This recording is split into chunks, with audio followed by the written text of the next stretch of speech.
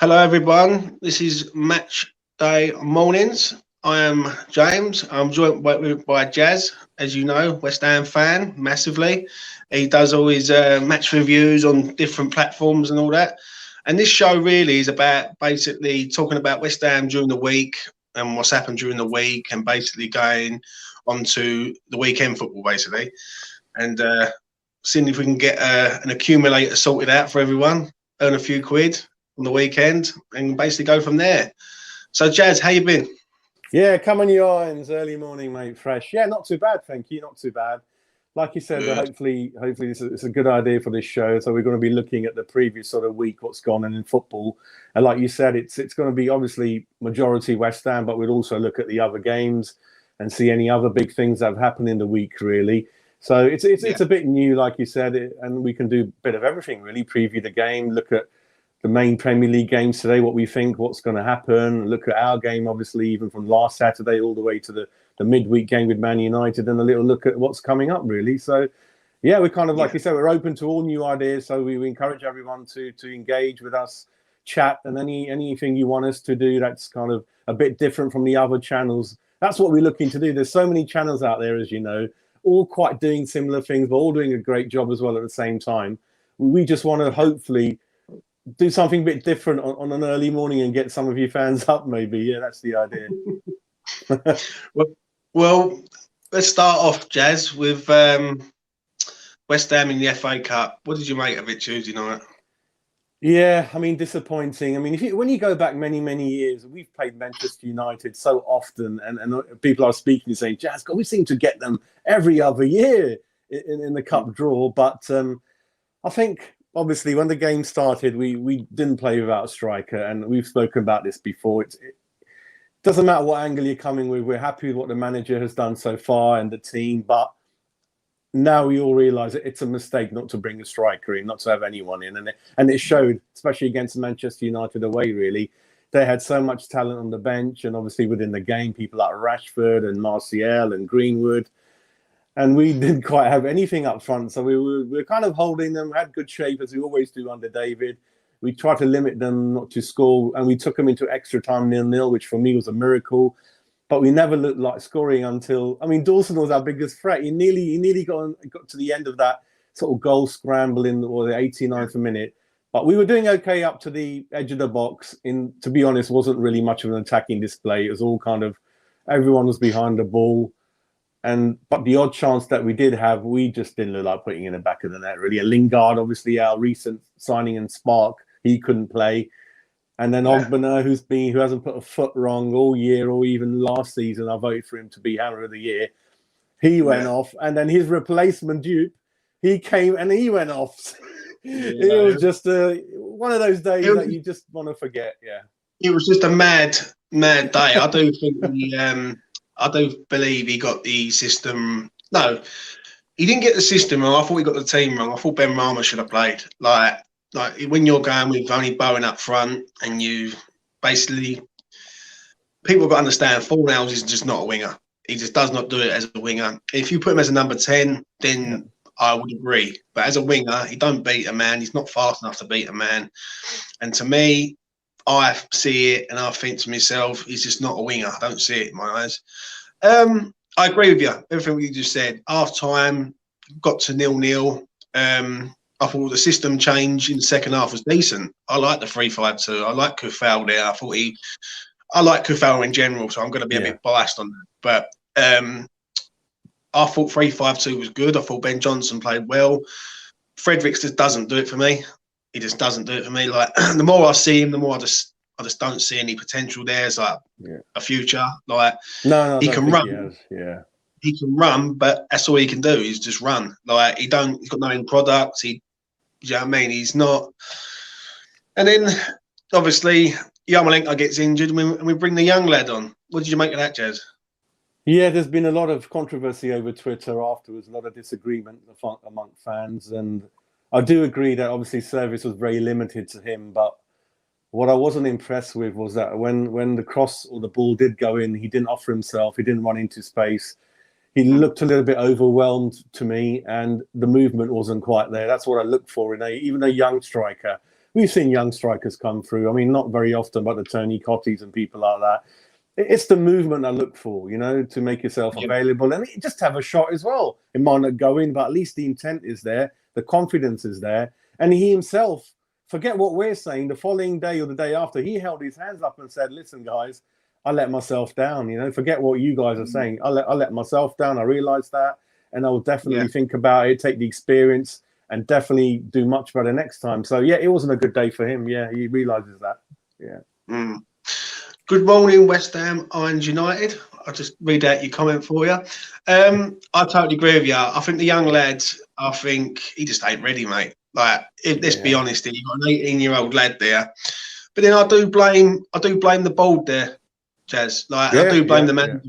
Like, we shouldn't be relying on an 18-year-old to come in and save our season. Like, it's not on, is it? Let's be honest. Like, you've got an 18-year-old lad who we've got now. If Antonio goes down injured at any time, we're relying on that 18-year-old kid to save our season. In which 2 weeks ago we was looking at top 4. Now we're looking at be lucky if we stay in the top 10. Like, exactly, do you know exactly. Yeah. Do you know what I mean? So so he come on. What did you make, Jazz, of him being resubbed? I think you got to do what you got to do in the game, and I know sometimes we used to have a go at David for not doing enough, for not thinking outside the box. I think it's the right decision to do, because the longer the game went on, he just wasn't involved at all. It was like we were playing with 10 men, really.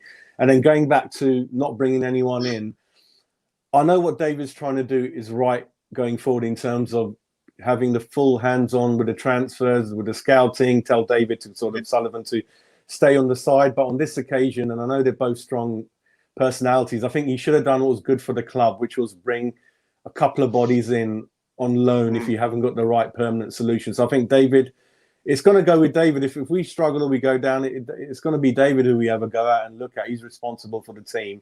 And I think David, he kind of got a little bit too stubborn with his battle with Sullivan and should have brought someone in, I think. So, and which team can play that striker? And all that hard work we've done, I mean, it's a shame that hopefully we'll somehow get over the line. But we're going to pick up injuries. Rice and Suchak, we've got no cover for them. Ogbener's gone. I mean, it's looking difficult. Yeah. Let me just read this that comment out. Considering Antonio and Yarmolenko was injured initially, I thought, no way, Moyes, what are you doing? But maybe Moyes put a word in his ear and said, "I'm protecting you for Sheffield game." I don't know about that one, like myself, because we need a goal. He's a striker. Did he do anything in 60 minutes or 58 minutes? No, not for me. He didn't do anything. I do agree with you, Jazz. He didn't make a run. He looked a bit lost out there, if I'm honest. Yeah. When you're a player playing against your former club, remember, that's his former club who let him go. Yeah. I would have been out there trying to prove a point, and he didn't do nothing. But then the service was no good to him. So, if I'm honest, there was nothing going up top. People have said about bringing him in for Sheffield United. I don't think so. I think you leave him on the bench. Let me just read this comment out for you, for Jazz. Jazz. There you go. I had enough last night, mate. I had enough last night. And I managed to get a nice sausage sandwich in before the show started to make sure you don't hear any rumblings going on in my stomach during the show. Yeah. So, it was disappointing on Tuesday night, considering it was like a big game for us. But I don't know if you agree, though, Jazz. Excuse me. When you haven't got a striker at the club and you're only relying on an 18-year-old, we're not going to win nothing. Like, if you're going to rely on an 18-year-old and basically say this is what it is, right? This is what you're going to go with, and you're going to try and win an FA Cup. And I see people saying that we're going to try and win an FA Cup this year, and Mark Noble walking up the steps and picking it up with Rice. You don't win trophies without strikers, not just one, multiple strikers at the club. So it was disappointing on Tuesday, but we move on. Who would you say now, Jazz, wins the FA Cup? I think you can't look any further away from Manchester City, the machine that's out there and grinding everyone and crushing everyone in their way. It's got to be Man City, really. And that's funny enough, another team that plays without no striker, but that's another ball game, isn't it? With their kind of 80, 90 million sort of players scattered all over the pitch. But Man City, I would say, is the one everyone has to look up to and beat if they want to get the trophy. I think, yeah. I think I agree with you. I think Man City are just unstoppable. I think what they've done this season is they've rectified their defensive problems. Yeah. And where you go back a couple of years ago, Jazz, they used to win games 5-6-0 quite comfortably. Yeah. Now they're quite happy to win 2-0 and move on. Yeah. Like win or win 1-0, move on. And their defense now is it's very much basically solid now. There's nothing isn't it? Do you know what I mean? And I mean, you're right. I mean, don't forget they signed Ake, didn't they? 50 million, and he hasn't figured in. I mean, he's injured a little bit as well, but that's another one they bought in. But they managed to bring Stone back. His form is back now. There was a bit where he was looking very wobbly, and we were linked with him around November time because he wasn't getting a chance in the team. And like you said, if you look at the stats, you're looking at 7 clean sheets out of 9 maybe for Man City recently. So they definitely have sort of looked a lot solid. Yeah. I think what the start of it, of their sort of revival, and we'll get onto them later when we talk about the game, is basically the Chelsea game at Stamford Bridge. They turned up at Chelsea and they completely destroyed Chelsea, and they could have scored 6. It was all over, and they end up winning the game 3-1. And basically, that was a start. And then they started doing their clean sheets. And if you can win 5-6 games 1-0, it might not be pretty, but that's still 5 or 6 games 1-0, and that's 18 points. Do you know what I mean? Yeah, so they are quite wasteful. I mean, they are quite wasteful. If you look at the shots they have, they don't put many away, but a lot of those 1-0s should have been many, many more. So that's the difference between when they used to have Aguero in the team, they used to put a lot more back in the ball. So that's the difference. And I think next season they will look for Aguero replacement, I think, as well. Yeah. Is there anyone in the FA Cup that you would fancy, like a dark horse, someone like a Leicester, maybe Chelsea even? Chelsea could do it this year. Anyone like that? Well, I think if I remember, the draw's more favourable for Chelsea, I think. I mean, you've got Southampton in there still, but Chelsea, no, there's something not quite right for Chelsea at the moment. But I do believe that it's the right manager there. It'll take time. The players are good. I don't think they're going to turn around their form so early. Dark horses, Leicester, Leicester are okay, but don't forget Man United are good as well. No, I can't see anyone really, even Man City, like one that's maybe not quite on it on the day. They've got enough to get themselves out of trouble and play their way into win. No, not really. I thought before the window, I thought we were going to be the dark horses in the cup. Seriously, even when everyone was fit and we were looking and we thought we were going to get another 2-3 people in the window, keep the momentum going. I felt like we were going to be the dark horses because you remember. It's unfortunate. Another talking point. Pepper's won the Manager of the Month again yesterday, and that's disappointing. I felt you've got to think a little bit deeper than that. I mean, David Moyes done really well, apart from one game, I think the Liverpool one. So he got edged out again. But I felt we were right on it. That only a month ago, and we were kind of doing well in the cup, the first 2 results, and But there you go. I would just say, leaving it on that. I think that's disgraceful, really. But I think with Pep winning it and basically Moyes not really getting a look in, really, considering Pep's got all them millions and Moyes ain't got anything. Do you know what I mean? So, I agree with you totally. Right, let's move on to the weekend football. Let's see if we can pull out an acca for everyone. I've got my predictions ready. That's it, man. Right, what it is, first game, Leicester-Liverpool, half 12. What do you reckon, Jez? I've gone for 2-2. I've gone for 2-2. Vardy's back, Maddison and Barnes behind. I love Barnes. I love the energy. Yeah. He's really good behind. And they did all right while he was away. They got the odd goal here and there. Liverpool are up and down and not quite good enough to get over the line at the moment. Salah, he's about the only one getting a few goals, even though he's a shadow of himself. A lot of his goals are through penalties. And at the back, as you know, Liverpool are a bit shaky. 2-2, I think, would be, I'm looking at 2-2, I think, I think Liverpool have to win this game if they're going to get Champions League, if I'm honest. If Leicester win this game, Leicester are firmly in the door for Champions League. If they go and beat Liverpool today, then I think that third spot for them is theirs. I think Liverpool have to win this game. So I've actually gone for a 3-1. I fancy Liverpool today. I think Liverpool, the last 2 games away from home, they've scored 3. They scored 3 against us. They scored 3 against Spurs. I could see them scoring 3 here.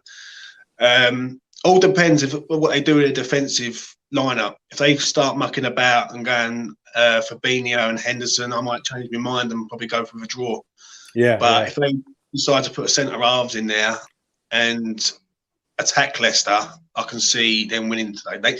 I look at it with this game, they have to win this game to have any chance of making sure that they cement their top 4.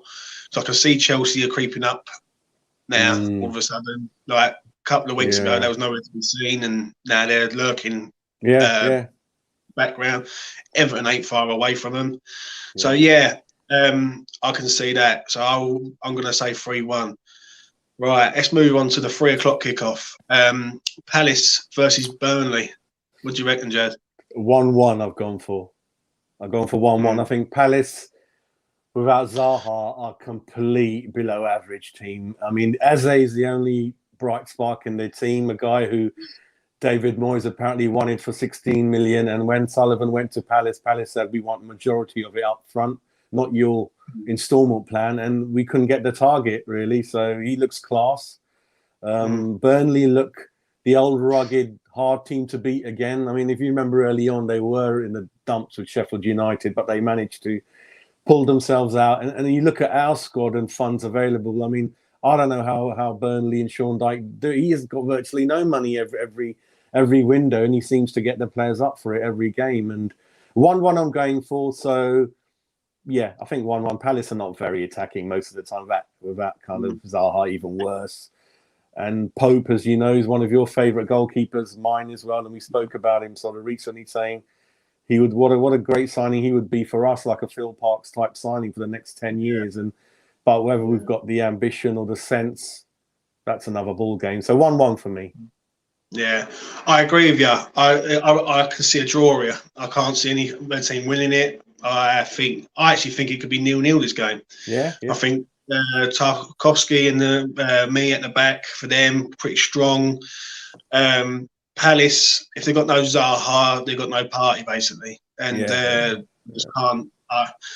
I can't see any more than a draw. I'll be quite shocked if this game has 2 goals in it. But I'll say 0-0, 1-0 at best. But yeah, I'll go with a draw. Yeah. Right. Manchester City versus Spurs. The 5:30 kickoff. The preview of the League Cup final. What do you reckon on this one, Jazz? I'll tell you, looking at my results, I'm certainly favouring a lot of goals like it's been. So this one is a 5-goal thriller and 3-2 to Man City. So that's what I'm going for. I think, as you know, Harry Kane is kind of shocked us all how he comes back so quickly, and he's kind of, and he doesn't just start on the bench. When he's back from injury, he starts, he scores goals. They look totally different with him, and without him, they look so poor, Tottenham. So 3-2 for me. I think him and Son are one of the best, if not the best, partnership in Europe and the Premiership, and together they're very good together. Set each other up. City are full of goals, but interesting enough, like you said, City's good defense, but I think Tottenham, if any defense can be under pressure, it's probably Spurs. So I'll go for 3-2, and Spurs beat them twice last season as well, so they got a bit of luck over them, I think, recently. So it'd be a good game, I think, and maybe Mourinho's got a plan for City. They always come unstuck against Spurs recently a little bit, yeah. I think 3-1 Manchester City on this one. The reason why I say 3-1, I think the longer the game goes on for Spurs, the more chance Spurs have got of getting something out of it. If Man City come out and score a goal early, then Tottenham have got to come out, and that's just perfect for them. Then I think Mourinho, I think everyone's sussed out how to play Spurs now. Like at the start of the season, Spurs were doing that sort of all over the top, sit back in, hit teams on the break. Yeah. I think teams have worked that out now, and basically, Man City are just a different team now. Like I think they're going to win the title. I think they've got 2 centre halves there who are performing to their highest ability. I think the signing of Diaz, I think, is like a masterstroke because he's come in and he looks like a company like company hasn't even gone. Yeah, He's like, you know what I mean? So yeah, to me, I just see Man City winning this. I can see goals in it. yeah. And I think the reason also why I'm saying 3-1 Man City, because Spurs played 120 minutes on Wednesday against Everton in the FA Cup. Yeah. I think there's going to be knackered. And I think that the worst team you can go and play against now is Man City, because they will spread the play, make the pitch. Yeah. I can see it being 3-1. Right, we'll move on to the 8 o'clock kickoff now. I actually think this is a good game, this one. I like this game. I don't know why. I just look at this game and I think, you know what, it's going to be goals in this game. Brighton versus Villa. What do you reckon, Jazz? I've gone for 2-1 Villa on this one. Yeah, I've gone for 2-1. Brighton, it's been the form of Tariq Lamptey that we've all been speaking about, isn't it? Before he got the injury before Christmas. He was a great find. I think they found him from the Chelsea youth. And he was bombing down that wing-back role up and down, getting aggressive, getting booked, setting up goals. Mopé hasn't quite been at it this season. He's another one, obviously, from the great Brentford scouting system. So he's not been quite at it, but they're a very good team. You know, they're quite solid. And as you know, we always come unstuck against them. Villa, I've been very impressed with Villa. I'm a bit envious the way their board has backed Villa, the number of players. It's virtually a new team. If you look at all the money, 28, 30 million, Watkins, Grealish is good anyway. 11 million loan fee, I believe, for Barclay. 17 million on the goalkeeper, Martinez. I think Traoré was about 15 million. Matty Cash was about 16, 17 million. The new guy in the window was 14 million. It just goes on and on. Yeah. And I don't like Villa, especially what they did to us when we played them at home. They're diving, their tactics, it's a team I don't like. They remind me of the old bloody Wimbledon, you know, like what the hell are you guys doing? So having said that, like I said, I'm impressed with the board, with the signings, what they're trying to do. Similar stature club to us, but looks like they're a bit ahead of us in terms of ambition and where they want to get to, especially Europe. And like you said, they're one of the ones who are competing with us for that top 7. You know, they're right behind us, got a couple of games in hand. So I'm going to go for a 2-1. I think I think Watkins is beginning to hit that ground running in terms of goals. I think he's got 4 goals in 5 games, something that was missing from his game. So, yeah, I think they might sneak it over the line, I think, yeah. I agree with you. 2-1 Villa for me and all. I think this is a tight one, though. This one could go either way, in my opinion. Brighton, they did roll Villa quite comfortably at Villa Park in the reverse fixture. I think they won 3-0, I think. And Villa are very inconsistent. 1 week they're good, 1 week they're bad, 1 week they're good. And they seem to, their last couple of away games, they haven't really performed. Like against Burnley away, they should have won that game and they end up losing it 3-2. So, but I can see them doing something. I think it's made for Villa. I think if Brighton come onto them, counter-attacking football with Grealish and Watkins and Barkley. I like John McGinn. I think John McGinn in the middle of the park for them is brilliant. He's like a little engine, runs about. I can see Villa winning this. I can see Villa winning this 2-1. So I will say over 2.5 goals. Aston Villa for me, 100%. You talk about McGinn. What made me laugh and cringe and get a little bit peed off was his interview after our game. He goes, they came to park the bus and get a draw. And I'm like, have you seen the stats? 20 shots, 10 on target. Yeah. What you bloody had to drink? Give me some of it. Yeah. he's been drinking your rum. Your rum, overproof rum, not even normal rum. Yeah. He's been drinking your rum, yes. Honestly, 100%. So that's my prediction, 2-1 Villa. So we'll move on to the Sunday games, Jazz. Right. Yeah. Southampton versus Wolves. Now, this game was played in the week at Molineux, and Southampton won 2-0 in the cup. Now they're back at St Mary's in the league. What do you reckon? 2-1 Southampton, I think. Danny Ings is kind of back. He hasn't scored before the one he got in midweek, he hasn't scored in 4 league games, I believe. And he's one of my favourite strikers in terms of movement again and being one of the old school strikers like Jermaine Defoe, TC. You know, the goal hangers, they're always there with their move.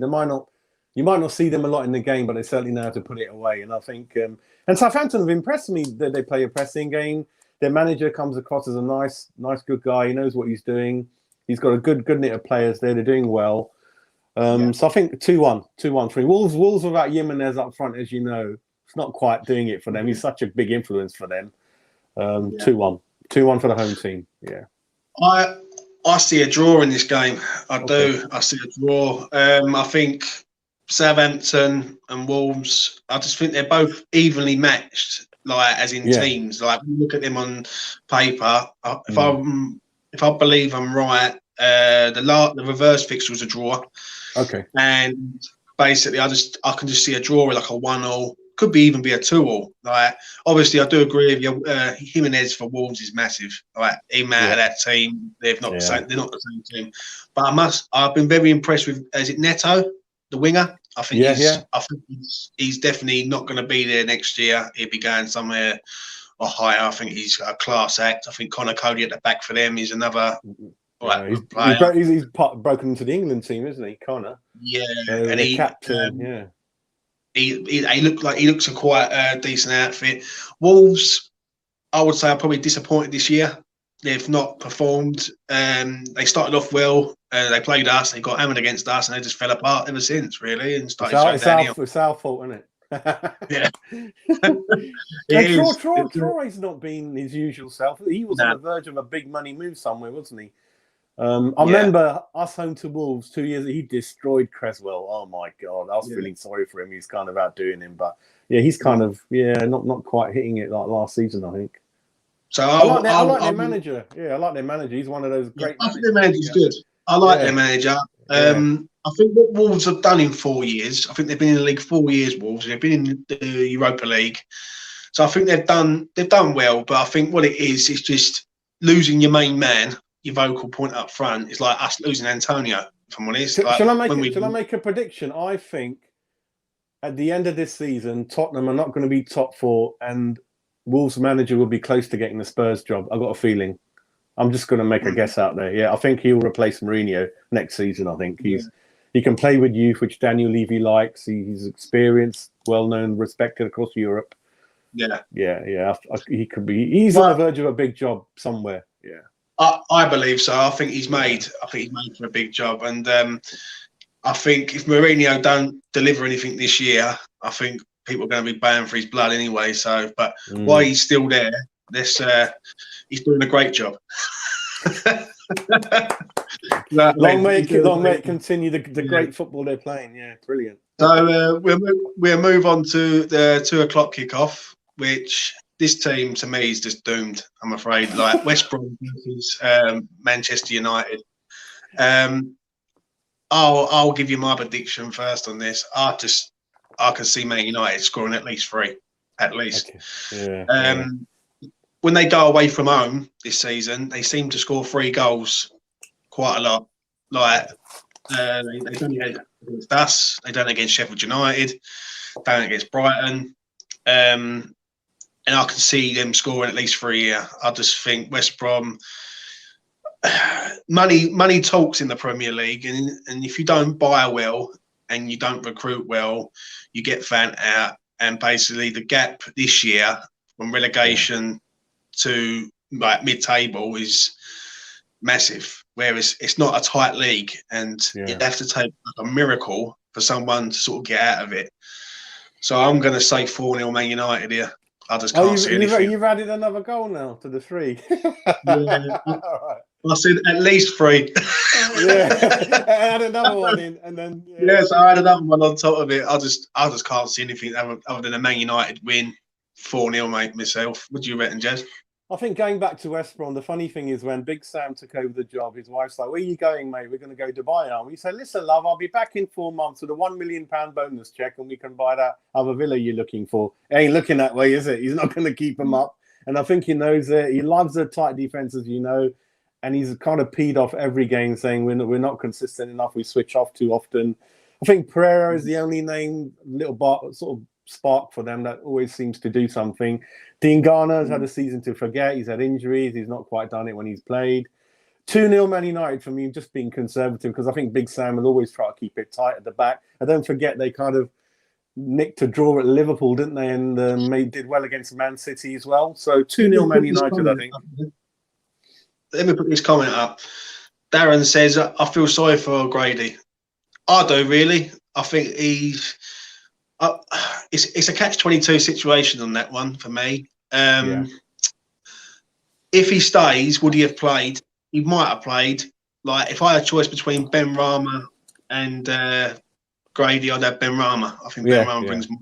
Yeah, I mean, but I do feel sorry for Grady, but I just don't think we've seen anything of him to say like this season that it's been like when we look back at it now as fans, we go, you know what? Yeah, it wasn't meant to be for him here. Like we want him to do well as a West Ham boy coming through the academy and everything. But in one way, it was the right move for him, like to go there. Do you know what I mean? Not to say he won't come good now, but he just hasn't. What do you reckon, Jez? What I do remember is when he hit the scenes with Pellegrini, I was going nuts over him on my interviews at all the channels. I was like, we have found something here. But then it kind of went down, and then he just, he started well, and then he kind of came out. And then when I saw the Division 1 games last season, I felt it was a very poor league. Other people think it's a strong league. I think the Championship, what we call it, is a very poor league at the moment. If you look at the teams in the top three now, they're pretty average. And I saw that final between. I felt Brentford were the ones I really wanted to come up. They were exciting, but they ran out of gas at the end, and West Brom somehow got over the line. And it's showing now that they're not a very good team, especially to Premiership level. So for me, Dean Garner's got a lot to improve. I'm not sentimental like some of the fans, just because we're connected with him, and we love our youth players. I think he's got to show it still, and more long term. I think he does it now and again for me. He's got to do it a bit more often. And when he was fit, he wasn't in the team, even though he's a big money signing for them. Bilic had him on the bench, and that tells us something as well. Yeah, I totally agree. Yeah, I totally agree with you, 100%. I just think he hasn't fulfilled his potential yet, but maybe in time he might be a late developer. But just in a way, it might have been the best bit of business we've done, because I think when I look at Ben Rama and I look at him, I see two completely different players. I see a player who's creativity-wise is miles better. So yeah, I agree with you. We'll move on to the 4:30 kickoff on a Sunday, and I like this game, I must admit. Arsenal versus Leeds. The reverse fixture was 0-0. Pepe got sent off. Fred Button. that's nothing. That's nothing new, is it? With Pepe, he's always doing something. Yeah. And what do you reckon on this one, Jazz? I'll let you go first on this one. Yeah. Do you know Arsenal are one of those teams, I don't think they're doing well, but somehow they just now and again pull out results, and I haven't got a clue how they do it. So they were on a very good run before Aubameyang had to, for personal reasons, not play. I'm going for 2-1 Arsenal. Not because I think they're that much greater than Leeds. I just think they seem to just pull out the results somehow, and they don't look that good when they play. I mean, is it Saka or Sark, that guy on the mid? He's really coming to his own. Scoring goals, looking creative, and he's given Pepe a run for his money. I think Lacazette has banged in the goals recently. Leeds, I know it doesn't matter at the moment, but I think they're more stronger at home. Leeds, I always feel, and they'll give anyone a game. With Bamford and people like that. I just think they might edge it Arsenal with a bit more know-how. 2-1, I think Arsenal, but there's not much in it. It could go either way. This one's quite difficult to predict. Yeah, I've gone for a 2-1 Leeds. There you go. Yeah, there you go. Yeah. The reason why I say that with Leeds is I see Arsenal coming onto Leeds and Leeds hitting them on the break all the time. Arsenal are just a weird team at this year. They're 1 minute they go on a run, then they don't win a game for 5, and now they're in that little slump again where they've lost a couple of games. They lost at Villa and didn't really do anything, didn't pose a threat. They lost against Wolves, the last away game, the second from last away game. Nothing again. So to me, I look at Leeds. They went to Leicester and they absolutely destroyed Leicester last week, and they played Palace on Monday, and they just tore them apart. And I think with Leeds, Leeds are just enjoying it this season. But next season, we're going to see what they're really all about. I think where they're a fresh team and people are sort of trying to suss them out this year, where they're running everywhere. But you can only do that for so long without getting any injuries or anything. So I'm going to say 2-1 Leeds on this one. I can see Arsenal coming out, attacking Leeds sitting in, and then people like Rafinha and Bamford and Harrison attacking. I think another thing is, we spoke about Pope. I like the Leeds goalkeeper as well. Yeah, he's got something in him, I think, long term. Yeah. He's good. I know they're letting a lot due to the way they play, and he's exposed a lot, but I think he's not too bad. Yeah, he's all right. Darren agrees with me. Leeds I've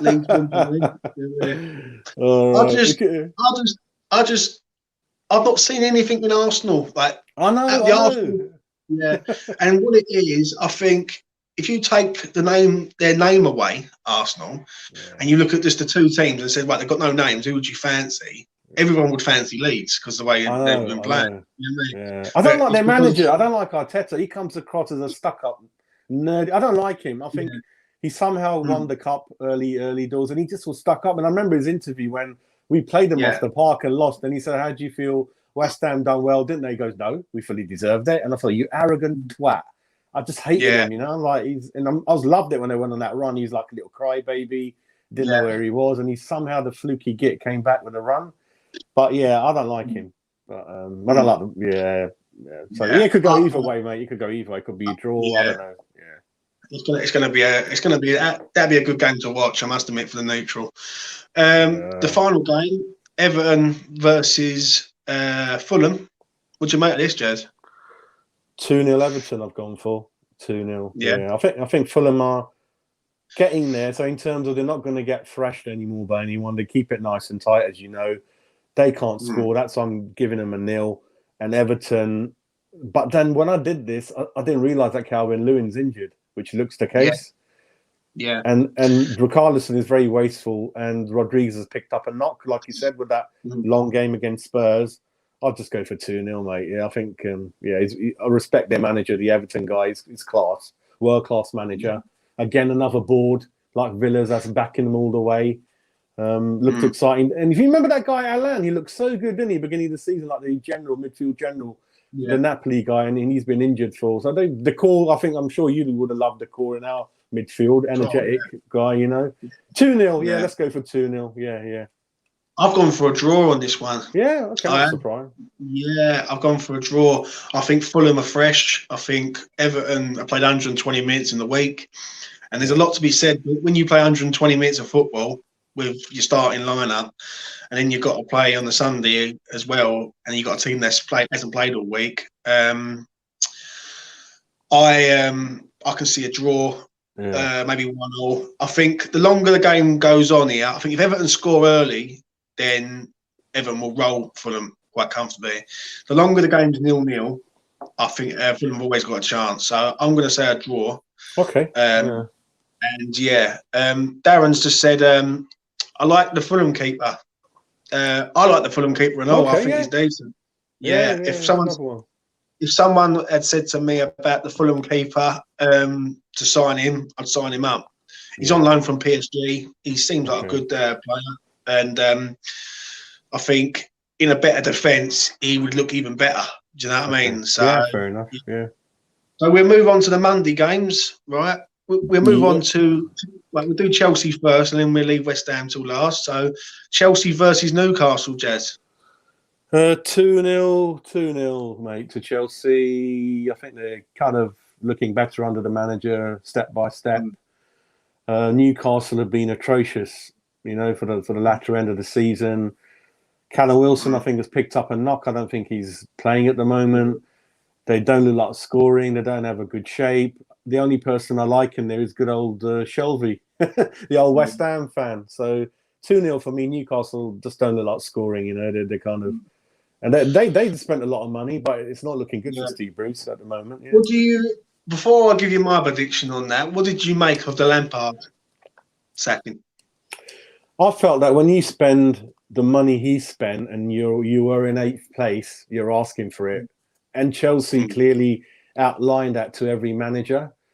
And don't forget that I've read a lot into who's actually running the club. I mean, Abramovich is in Israel or wherever he is. it's that lady, isn't it, who he's worked with in the oil companies back in the day, the Russian. She's ruthless, and she controls a lot of the transfer policy, and literally she's a lady that Lampard would report into, any manager would. And it was the sign, and I'm not too sure, but they felt that those signings, a lot of them were her choice. But because it wasn't going well, there were rumours like, oh, the chop's going to come first. So maybe she politically quickly got Lampard out of the way when the focus was on her. So I think Lampard, because of the money spent, and when you did watch them, they looked lost. They didn't know what they were doing. The ball was going sideways to sideways, kept changing the team, and just didn't look like a clear plan on how you're going to put the ball in the net. You know, with the talent they had, 92 million Werner, 1 or 2 goals this season, I think. So he had to go, and these clubs with that outlay, they have to get top 4. They cannot risk messing about in 8th place and not getting the top 4. So it is what it is, and he knows it's results-driven business, isn't it? So do you think Tuchel will get top 4 this season? It's packed, isn't it? It is so tight and packed in it. I mean, like you said, we were discussing it sort of recently. So we're looking at Man City, aren't we? Guaranteed. Yeah. We felt that Man United, with their clout and squad, and then if you look at, oh bloody hell, Liverpool, we're not sure now, are we? And we got, it's tight. Leicester came off the wheels, kind of the car last season, so that might be in the back of their mind. Before the lockdown, they were running away, came back from lockdown, Leicester fell down. That might be in the back of their minds. I'll tell you what, that's a difficult one. Do you know that Leicester? You still got Spurs, because with Harry Kane, anything's possible. Without them, they're nothing. With him, I think on that, excuse me, top 4, I think Chelsea can. The reason why I will say I reckon Chelsea will do it is because I think no one's expecting them to do anything there. Like, if Chelsea pick up an FA Cup this season, to them it would have been a successful season. They've nicked the trophy, but I think, like Leicester, we all know last year they fell apart right near the end. Liverpool, they fell apart. Like, they've fallen apart from game to game. So Chelsea are lurking now. They're not there, but I think once they do get there, then they might nick it. It's out of 6. It's out of 6, then, isn't it? You got to pick. You got to pick 2 from Liverpool, Leicester, Chelsea, Spurs, which I think, bloody hell, that's tricky. You know. Now, if you look at, you've got to pick 2 from them, haven't you? Yeah. But if you look at their squad, I can see Chelsea maybe getting there. Like, if they do all start clicking, like Werner, Ziyech, and Havertz, I can see them getting there. So yeah, I would say at the minute, if they keep prodding along and nicking wins, then no one mentions them, sort of thing, and they just come up the side and nick it at the end, I reckon. So I think you fancy Chelsea and Leicester, then, don't you? I think. Yeah. With the Manchester boys. Yeah. I think if Liverpool keep playing, eventually, Jazz, if Liverpool are getting fat out now with their defence, and eventually they've something's got to give there. You've just gone out and bought 2 centre halves. Well, you've got one on loan and you buy one. Play them. At the end of the day, that's what they do for a living. You can't keep having midfielders in defence. Otherwise, you're not going to win games. Do you know what I mean? So, yeah, we will see about that. That'd be interesting to see coming the end of the season. But, right, final game. West Ham versus Sheffield United. We have got here. Right. I'll let you go first on this one, Jazz. What do you reckon on this game? 1-0, mate, to the Hammers. 1-0 to the Cockney boys. It's not going to be pretty to watch, I don't think. 1-0 to us, mate. Get the job done, and then Is that a 1-0 to us with Antonio, or is that a 1-0 with us without him? Without him, I don't think he's going to play. I'm not considering him. No, I think he'd be on the bench at best for the last 15-20 minutes. And I'm just pinning my hopes on Lingard sparking everyone and kind of geeing him up a bit, really. Yeah, 1-0 against the poorest team in the league. Who've got nothing to offer. They can't score. Even if you put it on a plate to them, they don't know what they're doing. So, and somehow set piece is our best form at the moment, isn't it? From a good Creswell delivery, Souček on the back of it, 1-0, go home, everyone's happy, I think. Yeah. Darren's optimistic. He's gone for a 4-0. Oh man, hope Darren, so. I'm But telling you now, mate. You wait till you hear my prediction. 0-0 was going to be my other one, but I go for 1-0. I've actually gone for a draw here. I've gone for a 1-0. The reason why I've gone for a 1-0, if Antonio plays, I think we win. If Antonio don't play, I just can't see us doing anything. Like if we have to play the youngster up front, or we move Bowen up front, then it might not work. That's the thing. They are the poorest team in the league, but they always play well against us. We can't forget that. Like after the Tevez thing many years ago, Sheffield United don't like playing against us, So I think it all depends on the lineup. If someone says to me at 5 o'clock, because the game's at 6 o'clock Monday, Antonio's playing, he's fully fit, and that I can see us basically winning the game. But I think if and also it also depends on the defensive issue and all. Like if Diop's out, like does he go back to a 3 with Kufau and Cresswell, or does he like bring Balbuena in? There's a lot of issues. But the one thing I will say on this is we will see if it's the West Ham of old or the new West Ham. Now, if the West Ham of old will draw this game, now the new West Ham will come out and score a couple of goals and win this game like quite comfortably. Yeah, so we will see. But I've gone for a 1-1 simply because if Antonio's not there, I just don't see how we're going to score. Do you know what I mean? Because 4-0 is going to score. I think when you look at that month where I think we won 6 out of the 7, I think we answered a lot of questions. Those teams we beat are the ones we're never used to. I think that question has already been answered, but what we can't take into account and be unfair on the team is we haven't got a striker. And it's not the team's fault. I do put that at David's, in his corner. He was too stubborn and didn't do what was right for the team. And at the end of the day, he's undoing his. It's not my hard work. I'm sitting here talking about it. Him and his coaching staff have got us to this position with the fitness, with the organisation, everything. And he's in danger big time of throwing it away. And like you said, ending up in 10th, 11th, which again, okay, it's above what we thought, but we could have done. Hopefully we do get something good. So I think without a striker, bloody hell, that's a hard, for any team, especially us. So it is what it is, isn't it? I mean, 1-0 I've gone for somehow, we might even get a penalty, the one that we haven't had since last season. We're due one and we're all praying for one, but no one knows who's going to take it. That's an interesting question. No one knows. I think Souček will take it. I think Souček would be the natural penalty taker. Yeah, if Antonio's not on the pitch, I think Souček. Yeah, I think he used to take them for Prague. So I can see him being the one to take it. So that's your prediction then, Jays. 1-0 West Ham. I've gone for a 1-0. I've gone for a lot of goals, haven't I? Yeah, I've gone for a few goals in every game. It's going to be a good goal. There's going to be some goals this week. I can feel it. But before we go, Jazz, what have you made of Moyes this season? Like, if you was to give him a rating out of 10 right now, what would you give him? 9. I give him 9. It's been with the time, which is 1 year, 2 months we're coming up to. From the team he handled, the situation we were in, and in terms of every buy that's come in under his umbrella has been next to perfect. Fitness is up there, formation is up there, the shape is up there, the camaraderie, the team spirit, what Rice thinks about him is up there. We were 4th, 5th, 6th now. We mustn't forget, and that just shows how spoiled or how excited we are as normal human beings and fans that we're sitting here pretty down in the dumps. So when you look at the league table. And you showed that to someone in August, we would have gone, wow.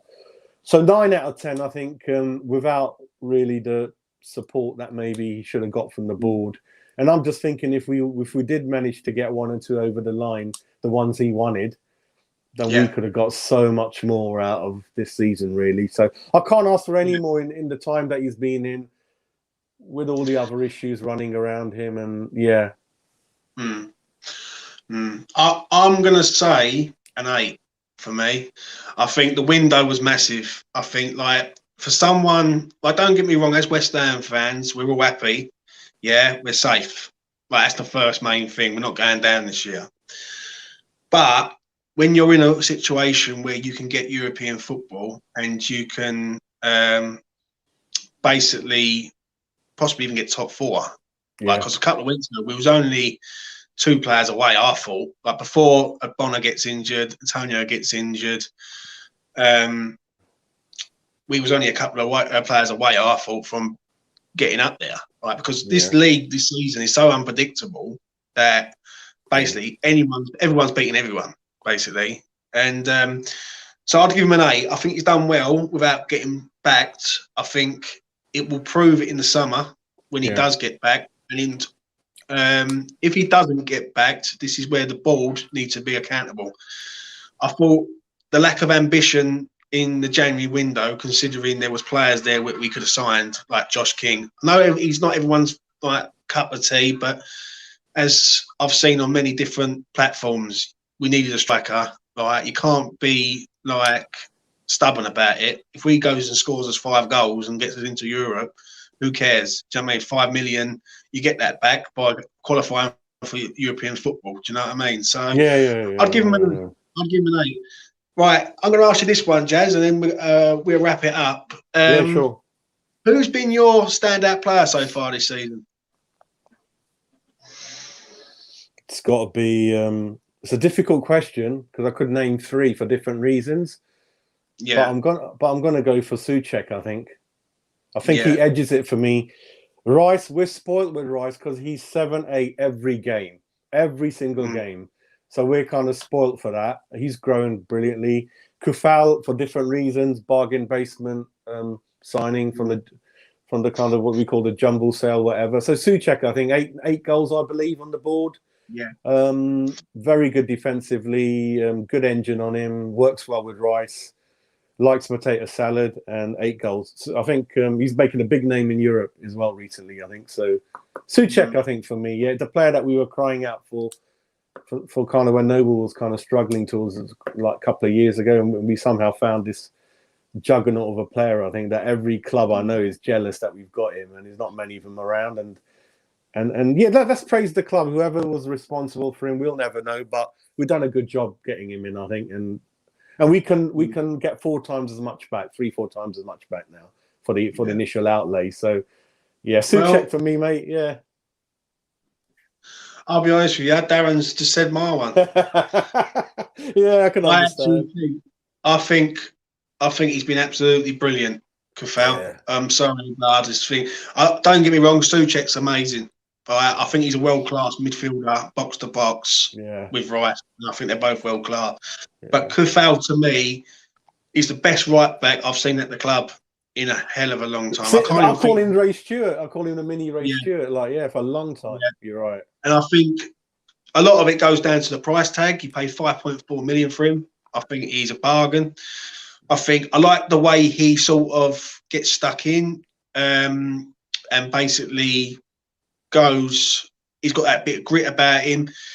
He's got a bit of that skullfuggery about him, like what he done with Grealish the other week. Like, don't pick him up. Like he hates the opponents, and I like that in a man. Like, I think he wants to win with West Ham. He's got that winning mentality. So Kufal for me, I think, has been brilliant. I think you're right. I just think to myself, where do we go and pick up a £5.4 million player, Jazz, who's turned into something where, if you were to put a value on Kufal now, you'd be looking 35 million easy. You know what I mean? I think what you like about him, what the old Upton Park certainly used to love a man, a bit like Arepka, got a bit of Julian Dix in him, and if he did those tackles in front of the chicken run, he would have been a cult hero, well on the way to being a cult hero. I think that's what we like in that club, someone who's going to give 110% and does the odd tough challenge, lets people like Grealish know not to mess with him. And from that moment, as you know, the fans embrace people like that at our club, and they live in our memories long gone after they're gone. And he's done really well like that. Yeah. So who's on the final one? I'm going to give you this one. Who's disappointed you this season? What players disappointed you? Haller. I Yeah. really had high hopes for him when he came, and even how he started and the way he sulked. And I always argued with fans who kept saying we're playing in the wrong formation. I never accepted that, because what I said was, even when you see him, when he's got the ball, when there's a chance, you remember the Man United thing, he tripped over his own shoelaces. I said, when you've got the ball at your feet and the goal's there, it's got nothing to do with formation. Let's see if he can put the ball in the net. And he never used to do it. He used to fall over, wasn't interested. Unless the ball is exactly there, he's not going to move an inch there to get to it. No, it was Haller for me. I think the amount of money we spent on him, and that's on the back of Anderson. He really upset me as well. I mean, 18 million on both of them. It's got to be Haller for me. I think big disappointment for us all, I think. Yeah.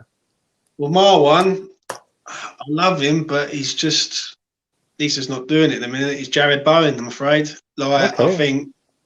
I think Bowen, I'm expecting him to light up this year, and he started off well. He started off well in a couple of games, scored a couple of goals against Leicester and Wolves.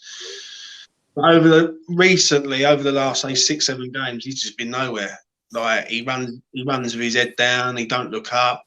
He's had times before where he's beat players, got into key positions, and hasn't. Like, he's been a bit too greedy. And if he could cut that out, he would be a class act, and we'd have a top class player in our hands. I'm disappointed in him. I want to see more from him, because I know there's more there. Like, I've seen when he was at Hull, he was banging goals in, and he was cutting inside, like shooting and scoring and things like that. I just feel like he started off well, and he's just sort of derailed a little bit. Hopefully he picks up towards the end of the season, but yeah, he's just disappointed me, really. Like, Darren's just put here, Yarmolenko. Now, to me, Yarmolenko shouldn't have been here at the summer. He should have left last season. And whoever put him as the backup striker, I'm sorry, but they're deluded. Like, he's not a backup striker. And Darren's just put here, Bowen needs to keep his head up. I agree. Totally. I think the two things with that, going back to Yarmolenko, he's on £125,000 a week, I believe. He's so one-footed that defenders know if you don't show him his favourite side, he can't do jack, you know. He's a one-sided machine. When we started him, he looks tired. And when he's come on, sometimes he's got a goal in him, to be fair enough. The thing with Bowen is, and our squad isn't big enough, so I don't want to put all the blame on Bowen, because since he's come, he's virtually played every single game. And we do play a high sort of tempo game, so you've got to be really fit. I think all we had to do with Bowen is, you don't need to just take a player out for 2-3 games, freshen up, and look back on his game and reflect on what he could have done. That's all you need with Bowen. I love the player. I know he tries, he does, you know, he runs around. He's a good lad. That's all we need to do with him. Is just bring him out from now on. I think. I think Lingard now might bring the best out of Bowen, because he has to.